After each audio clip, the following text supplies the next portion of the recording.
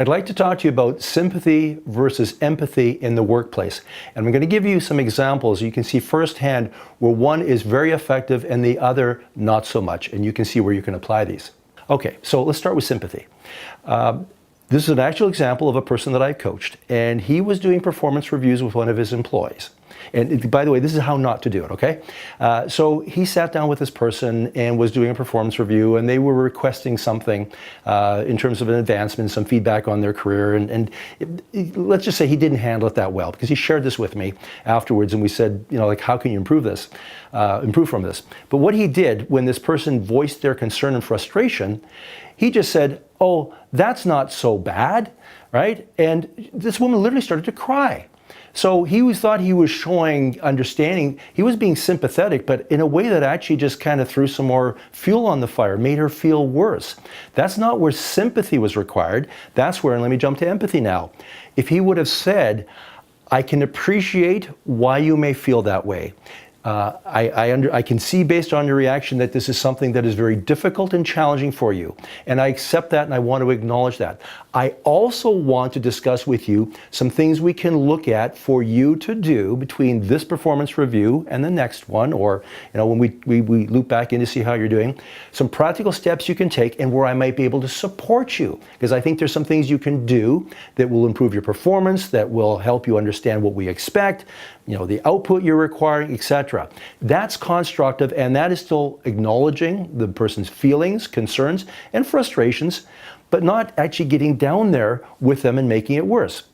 Anecdotally, I've heard sympathy and empathy been described this way in the past. Sympathy is when you encounter someone who is dying or gravely ill, and the way the analogy goes is you lie down with them, right, and grovel with them, or worse yet.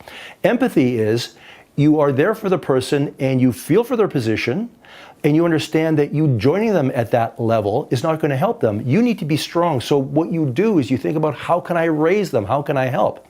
So sympathy is often, here's an example where it's appropriate. If someone that you know has a death in the family or a loss, get them a sympathy card. That's exactly what they need. And don't try to be clever. Just show sympathy and concern and care. But empathy, particularly given the context that this video is in and what most of my videos are, it's around helping you become better as a leader, as an employee, or just as a person and as a professional, is a skill that needs to be developed. Empathetic leaders, empathetic colleagues, empathetic husbands and wives and kids are what we need more of, where we listen, understand, connect, and then recommend and suggest a path forward. Empathy can be powerful because there's human connection, there's understanding. When I see you are empathetic towards me, I'm going to trust you, because we want to earn trust, but we don't just say, trust me. That means nothing. I want to trust you based on your actions and your behaviors, what you do and what you say.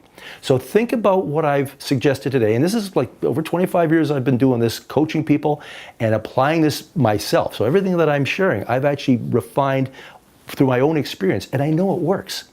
So perhaps a little self-awareness, a little mindfulness.